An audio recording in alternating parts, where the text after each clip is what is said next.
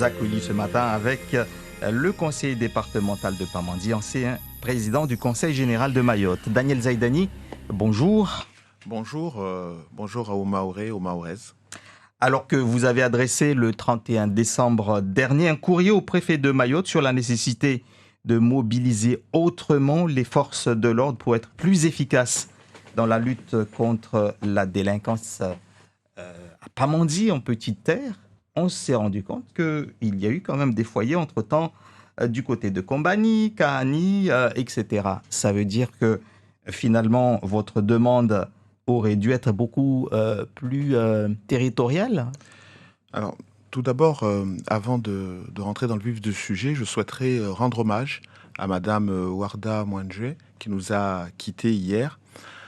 Comme tout le monde le sait, c'était une grande militante humaniste qui était dévouée à faire avancer la cause mahoraise. Et c'est une très grande perte pour nous tous, puisqu'elle était de tous les combats sur le territoire de Mayotte. J'ai eu la chance de la côtoyer et j'ai beaucoup appris à ses côtés et elle nous manque énormément. Donc, à travers cette émission, je souhaitais également présenter mes condoléances auprès de sa famille, de sa fille qui a travaillé à la Chambre d'agriculture, Ninsia, et ses nièces, que ce soit Nadjila ou Nassim. On revient sur cette question. Donc, vous avez adressé ce courrier, mais vous avez surtout parlé de Pamandzi, de Petite Terre, mais on se rend compte que la problématique est plus territoriale, Daniel Zaidani. Oui, évidemment. Lorsqu'on parle de la délinquance, des violences urbaines et des agressions, des cambriolages et des vols à domicile, il est évident que ce n'est pas une problématique propre à la Petite Terre. Néanmoins, j'ai voulu focaliser mon propos sur la Petite Terre pour la simple et bonne raison que la Petite Terre, c'est un territoire de 11 km² avec 30 000 habitants. Nous avons la chance sur la Petite Terre d'avoir une caserne, une brigade de gendarmerie, d'avoir des services de la PAF, donc la police aux frontières, d'avoir également une légion, éventuellement, d'avoir également un contingent, une base navale, pour dire que des forces armées de protection sur la Petite Terre, ils sont là. Et sur le fond, on a envie de se dire que quand même on a un territoire aussi petit que la Petite Terre, avec tout à proximité, à moins de 5 minutes en voiture, il faut reconnaître quand même qu'on a du mal à comprendre que parfois les interventions mettent autant de temps pour venir secourir la population. Et de la même manière, comment peut-on ne pas contrôler les simples arrêtés, notamment comme les arrêtés que prennent aussi bien la mairie de Pamandzi que de l'abattoir, sur la circulation des mineurs isolés, des mineurs le soir. On n'arrive pas à le comprendre. La mairie de Pamandzi a renouvelé notamment cet arrêté le 22 décembre dernier, et pour autant, nous pouvons constater soir après soir des mineurs qui déambulent dans les rues de Pamandzi. De la même manière, lorsque vous avez la mairie qui prend des arrêtés pour indiquer que le port, notamment de Chombo, etc., est prohibé, on a du mal à comprendre comment encore aujourd'hui, sur un territoire aussi petit, avec autant de forces publiques sur le territoire de la Petite Terre, on puisse encore constater qu'il y a autant de délinquance et autant d'incivilité sur le territoire. C'est pour ça que j'ai voulu, à travers mon courrier, focaliser et attirer l'attention du préfet pour lui dire et lui rappeler que la Petite Terre, elle est observée de tous, et qu'effectivement, si l'État est en échec, non pas à Mayotte, mais simplement sur la Petite Terre, cela explique beaucoup de choses. Et concernant la Petite Terre, je crois qu'avant tout, c'est un problème d'organisation, mais pas d'homme, parce que souvent, lorsqu'on interroge le préfet, on nous dit, oui, on comprend que voilà, il y a de nouveaux contingents qui vont arriver, de nouvelles personnes qui vont arriver, etc. Mais je crois que c'est d'abord une question de mobilisation rationnelle des forces déjà existantes pour améliorer la prestation. Et aujourd'hui, elle n'est pas à la hauteur pour la simple et bonne raison qu'on considère que Mayotte n'a pas changé, que la Petite Terre n'a pas changé, alors que en face de nous avons vraiment des délinquants déterminés à faire du mal et qui sont beaucoup plus organisés et qui arrivent à agir sur notre territoire, mais plusieurs fois dans la même soirée. Daniel Zaidani, vous avez rappelé la présence de la Légion, gendarmerie, etc., etc. Est-ce que vous voulez dire que vous êtes pour une intervention, une participation de la Légion dans ces luttes contre l'immigration clandestine, etc., à l'équivalent, un peu l'équivalent de ce qui se passe avec l'opération Harpie qu'il y a en Guyane contre les clandestins et les arpailleurs? Pour être très honnête avec vous, je considère que au moment où nous nous parlons, euh, les forces de gendarmerie sont suffisantes sur le territoire de la Petite Terre pour agir et agir bien auprès de la population. Pour le moment, c'est le déploiement qui n'est pas optimal et qui nécessiterait éventuellement de revoir. C'est une question de stratégie. Oui, vous savez, Pamandzi l'abattoir, il n'y a pas de discontinuité urbaine. Ça tient en un tenant. Donc nous sommes dans une continuité urbaine, mais malheureusement la gendarmerie a ses limites. Elle ne travaille pas, les gendarmes ne travaillent. Bon, la gendarmerie est fermée à partir de 18h. Or les incivilités sont le plus marquées justement le soir. Et les patrouilles ne sont pas en nombre suffisant. Pour autant, les gendarmes en eux-mêmes sont suffisamment nombreux pour agir. Mais il faudrait pour cela redéployer autrement les gendarmes, les mobiliser, ne pas attendre forcément qu'un appel arrive au 17 pour aller chercher certains des gendarmes chez eux qui sont en réserve, mais il faudrait vraiment qu'il y ait beaucoup plus de patrouilles le soir. De la même manière, lorsqu'on nous dit, lorsque vous avez un cambriolage ou que vous êtes agressé, qu'il faut porter plainte, je ne crois pas qu'il faudrait attendre le lendemain pour qu'on puisse porter plainte. Il faut aussi faire les choses à chaud. Vous êtes fait agresser à 2h du matin, il faudrait qu'à 2h30 du matin, vous puissiez aller à la gendarmerie et porter plainte. Aujourd'hui, ce n'est pas le cas. Dans d'autres communes, Daniel Zaidani, il y a des propositions internes. Est-ce que vous n'attendez pas trop de l'État? Parmi les propositions qu'on a dans d'autres communes, il y a les grands frères, il y a les associations vigilantes, etc. Est-ce que ce n'est pas également ce qu'il faudrait proposer à Pamandzi? Parce qu'on a l'impression que, et ça, beaucoup l'ont reproché, que lorsqu'il y a des incivilités, les gens regardent de chez eux et attendent que les délinquants passent et après s'alarment le lendemain sur Facebook ou à la radio. Alors, déjà, en premier lieu, pour nous, le premier appui pour les gendarmes, c'est d'abord la police municipale. Et au niveau de la police municipale, on peut voir quand même qu'au niveau des municipalités, les choses changent, notamment à Pamandzi, puisque avec la nouvelle municipalité, on a vu qu'il y a eu un renfort en termes matériels, puisqu'il y a eu 2 véhicules nouveaux, que les patrouilles ne s'arrêtent pas à 18h, mais maintenant c'est prolongé jusqu'à 22h. Vous faites partie d'une majorité? Bien sûr, puisque c'est une majorité que j'ai soutenue, et ce sont les propositions que le maire avait faites à la population lorsqu'elle s'est présentée.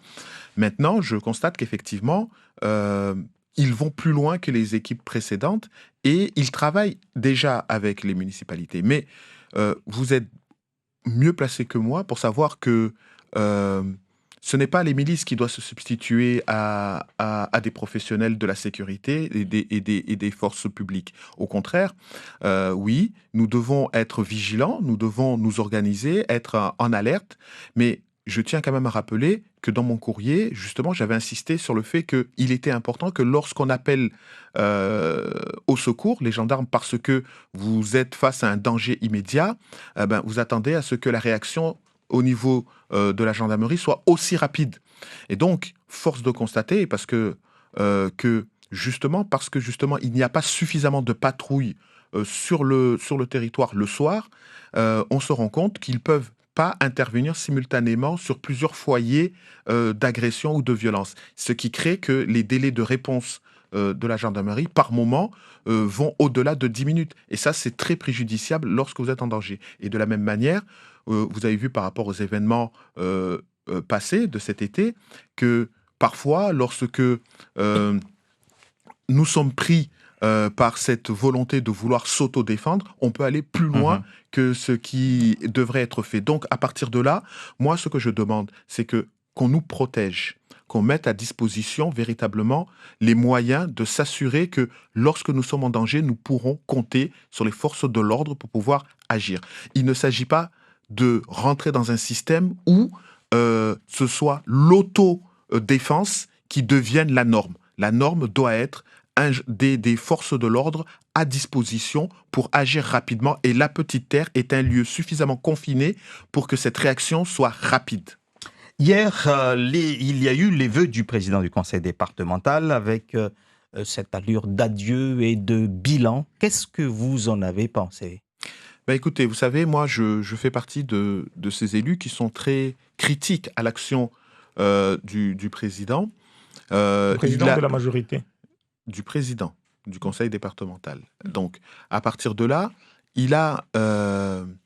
j'ai beaucoup reproché souvent les prises de décision, ce côté clanique, partisan qu'il a eu. On a pu le voir lorsqu'il se séparait brutalement d'un certain nombre d'agents, sous prétexte que c'était Zaïdani qui les avait recrutés, ou lorsque, dernièrement, avec le marché des transports scolaires, où on n'a pas pu finalement s'assurer que tous les transporteurs puissent être repris, ce qui crée aujourd'hui pour le prochain marché des difficultés pour les transporteurs. Vous étiez donc déçu globalement de ce qui a été dit hier? Ce que je veux dire, c'est qu'il y a des côtés négatifs et des côtés positifs.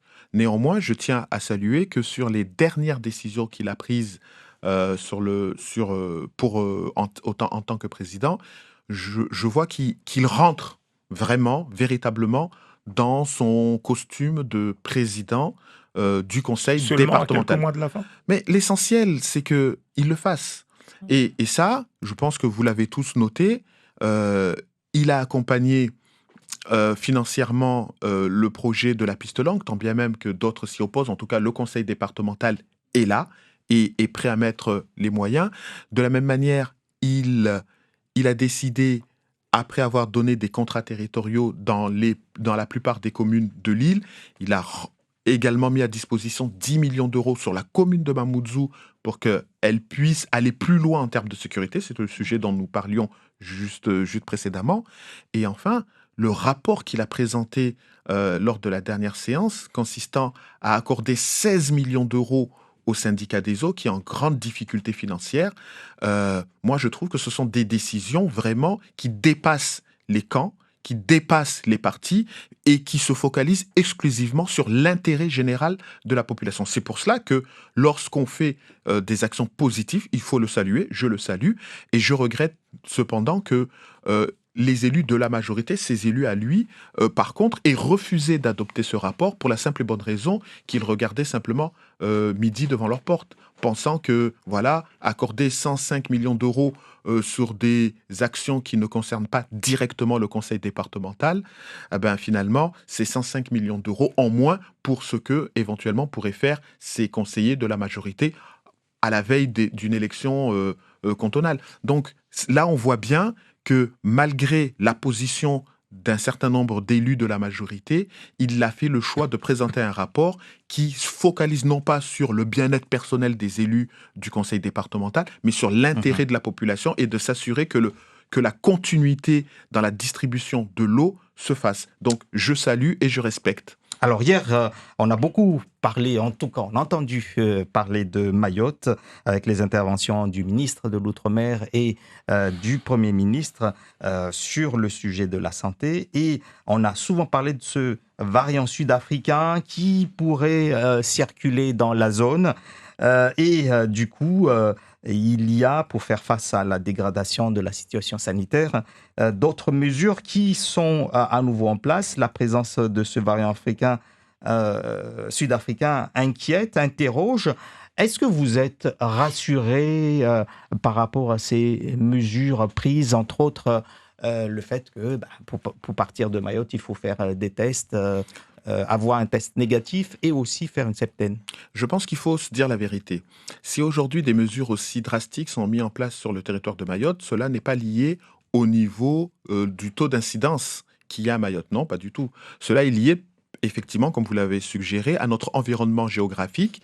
Et nous savons qu'effectivement, nous avons vu des Kwassa qui sont partis de Mouéli vers la Grande Comore et qu'ils ont été arraisonnés. Par contre, depuis que cette pandémie s'est accélérée sur l'île de Mouéli, nous n'avons pas entendu de Kwassa arraisonnés sur les côtes de Mayotte. Par contre, on peut penser que ces Kwassa sont bien arrivés et donc que potentiellement des porteurs du virus qui circulent actuellement à Mouéli On n'a pas risquent de... entendu les élus se prononcer sur cette question ces derniers temps. C'est pour ça que je m'explique. Et je considère qu'effectivement, la prise de position de précaution prise par le préfet de Mayotte et soutenue par le gouvernement démontre qu'ils sous-entendent que voilà, le virus circule à Mayotte et que finalement, par précaution, il faut protéger le reste de la France. Mais Mayotte est également la France.